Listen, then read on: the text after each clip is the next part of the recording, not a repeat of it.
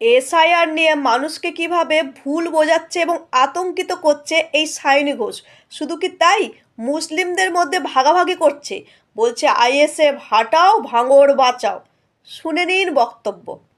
ISF হটাও বলবেন ভাঙড় বাঁচাও, আইএসএফ হটাও, আইএসএফ হটাও।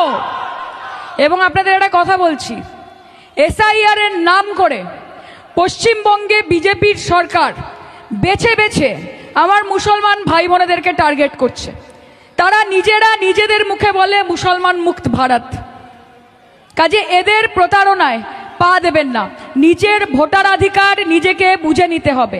আমি আশা করব যারা বিএলএরা রয়েছেন তারা কোনো দলের হয়ে কাজ করবেন না, তারা মানুষের অধিকারের জন্য কাজ করবেন। এবং যদি অনৈতিকভাবে একজনও ঠিক ভোটার, জেনুইন ভোটার, লয়াল ভোটারের নাম বাদ যায়, তাহলে বৃহত্তর আন্দোলনের পথে তৃণমূল কংগ্রেস হাঁটবে এবং আপনারা আমাদের সঙ্গে থাকবেন তো।